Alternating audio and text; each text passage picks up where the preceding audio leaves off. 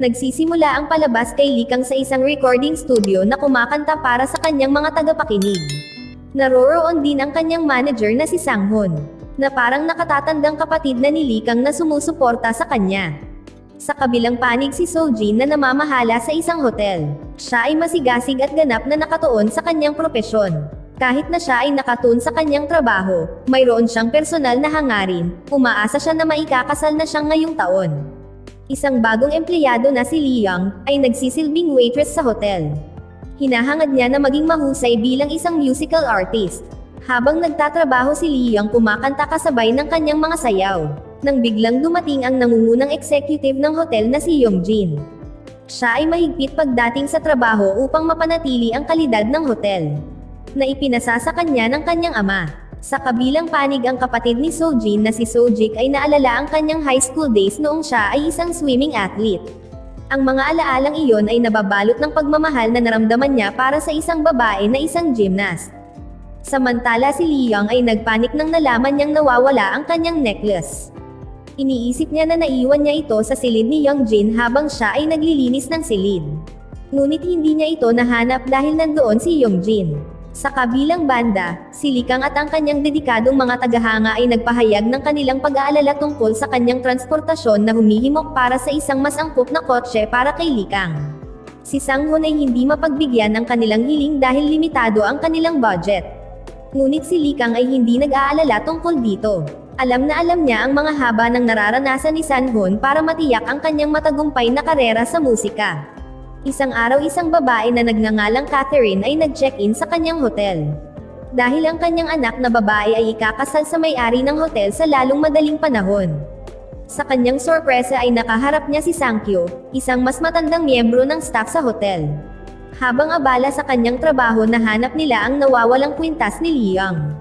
Nahanap pala ito ni Yongjin at itinago ito sa kanyang mesa para sa kanya.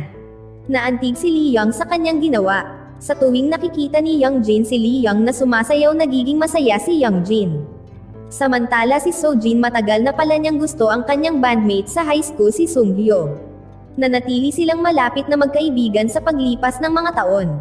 Hiniling ni Sojin kay Sunghyo na tulungan siya na mag-organisa ng kasal sa hotel. Samantala si Leong na masiyahin sa trabaho ay may mga dinadalang problema upang masuportahan sa pananalapi ang paggamot sa Alzheimer ng kanyang ina. Si Yongjin naman ay may sariling mga pakikibakan na hindi pa niya nagawang buksan ang safe box ng kanyang ama. Dahil sa kanyang problema at takot sa mga odd numbers. Samantala para kay Jae-young ang bigat ng kanyang hindi natutupad na mga adhikain at mga nasirang relasyon ay nagtulak sa kanya sa isang desperadong sandali, na naniniwala siya na ang pagtalon mula sa mataas na gusali ng hotel ay magiging isang mabilis na paraan upang matakasin ang mga problema.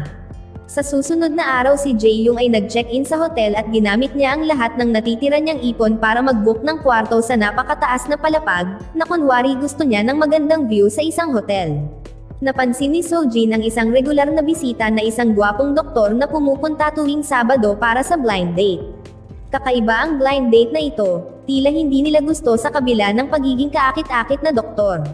Kaya nagpasya si Sojin na mag-alok ng ilang mga tip upang matulungan ang doktor. Sa isang sandali ng matinding kalungkutan na nagsulat si Jae-young ng isang huling mensahe na nagpapahiwatig sa kanyang mga planong wakasan ang kanyang buhay sa ika-31 ng Disyembre. Kinaumagahan ang sulat ay walang ingat na itapon ay nakita ni Leong. Ang staff ng hotel kasama si Yongjin ay naalarma, hindi lamang para sa kapakanan ni Jae-young kundi nababahala din tungkol sa reputasyon ng hotel. Sinimulan nilang lahat na subaybayan si Jae-young ng malapitan at kaya sinikap ni Sojin na intindihin sila ng mas mabuti. Sa isang bahagi ng hotel si Sangkyo at si Catherine ay muling nag-aalab sa kanilang mga dating pagsasama. Na naiisip nila noong high school days nila at ang pagmamahalan na minsan nilang pinagsaluhan sa kanilang relasyon ay naputol. Nang humarap si Sangkyo sa mga legal na problema, ngunit laging umaasa si Catherine na muli silang magsasama balang araw. Habang binabantayan si Jae-young ng staff ng hotel, biglang naramdaman ni Jae-young ang kanyang sarili na parang isang VIP na nasisiyahan siyang makipag-usap sa serbisyo ng morning call ng hotel at mukhang mas maliwanag ang loob niya. Dinagdag sa kanyang good fortune ng hotel manager ay nagbigay sa kanya ng mga tiket sa isang concert ni Likang. Isang premyo na napanalunan niya sa isang hotel raffle. Ang mga positibong kaganapang ito ay nagsimulang magbago sa pananaw ni Jae-young na nagparamdam sa kanya na maswerte at napasigla siya. Sa araw ng Pasko si Young-jin at Lee-young ay naging mas malapit, nagkaroon sila ng nakakaaliw na gabi isang araw bago dumalo sa isang church service para sa bisperas ng Pasko. Ang kanilang samahan ay tila lumalim sa bawat sandali. Samantala ang pagtaas ng katanyagan ni Lee Kang ay nakakuha ng atensyon ng malalaking pangalan sa industriya ng musika, isa na sa kanila ang manager na si Kim. Noong araw hindi siya fan, actually madalas niyang minamaliit si Lee Kang na itinatakwil ang kanyang mga talento. Ngunit ngayon ay nakikita ang potensyal na kumakanta si Lee Kang ng ibang himig. Nakakagulat na mabait siyang sinusubukang kumbensihin si Lee Kang na pumirma sa kanyang music label. Si Sang-ho na nakikinig ay tila naaalala niya ang mga panahong hindi gaanong mabait si Manager Kim kay Lee Kang. Ngunit higit sa nakaraan ay nag-aalala siya sa hinaharap ni Lee Kang. Siya ay nagmamalasakit kay Lee Kang ngunit siya ay praktikal. Ang pagsali kay Manager Kim ay ang pinakamainam para sa karera ni Lee Kang. Sa gabing iyon ang pinanabik ng lahat nang magsimula ang konsyerto ni Lee Kang. Ang mga tao ay masaya at ang kapaligiran. Ngunit sa gitna ng dami ng mga tagahanga ay nakita ni Jae-young ang isang pamilyar na mukha.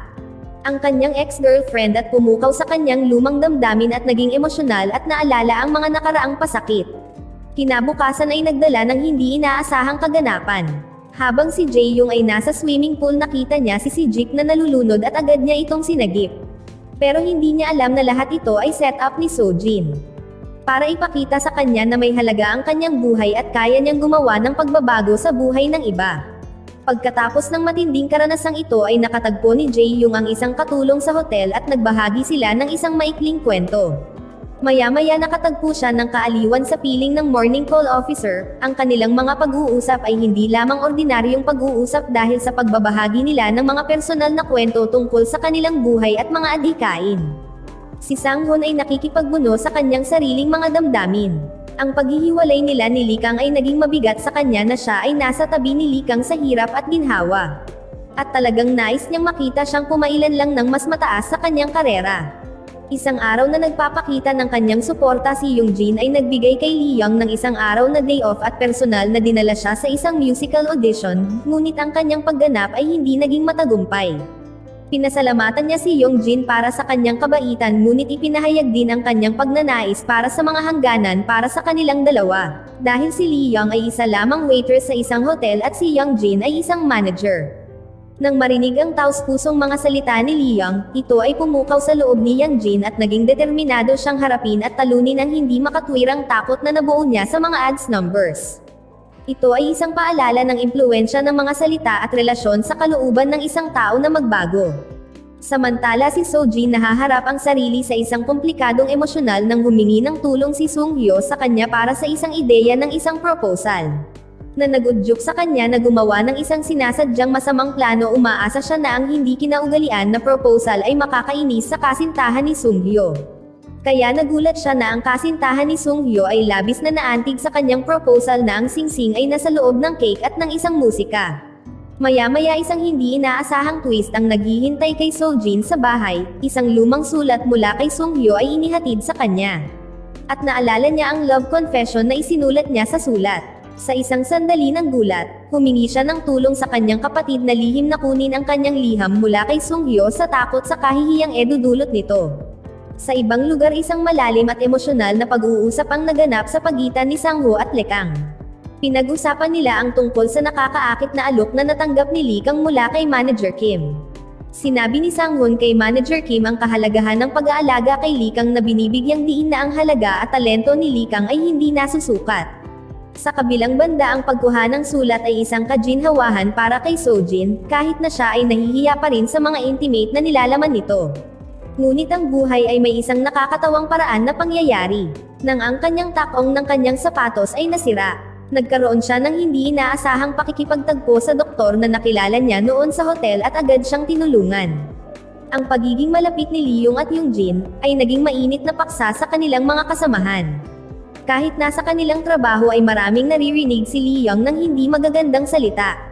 Ang hamon sa kanilang namumuong relasyon na sumusubok sa kanilang katatagan ay naganap noong huling araw ng taon. Para kay Yang Jin ang petsa na minarkahan ng isang makabuluhang pagbabagong punto na nagkaroon siya ng lakas ng loob na harapin ang kanyang odd numbers phobia na isang monumental personal achievement.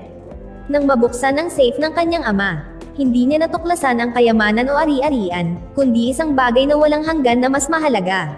Isang itinatangi na alaala ng larawan ng isang batang si Yongjin na nangangarap na sundan ang yapak ng kanyang ama.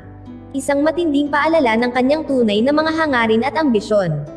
Hindi lamang ito tungkol sa pagpapatakbo ng isang matagumpay na hotel, ngunit tungkol sa pag-iingat sa legacy ng kanyang ama at pagtupad sa mga mithiin ng kanyang sarili. Habang si Jae-young ay nasa bintana ay isang ironic twist ng kapalaran ng kanyang pagtatangka na wakasan ang kanyang buhay ay napigilan.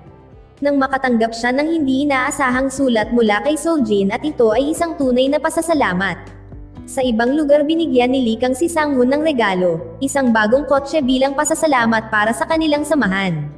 At katapatan ni Lee Kang sa taong tumayo sa tabi niya sa panahon ng mga problema sa pamamagitan ng pagtanggi sa mapang-akit na alok ni Manager Kim. Sa hotel ginanap ang kasal ni Sung-hyo. Ang muling pagsasama ni Catherine sa kanyang unang pag-ibig isang di inaasahang patong ng lalim sa pagdiriwang. Isang paalala na ang pag-ibig ay maaaring umabot ng mga dekada.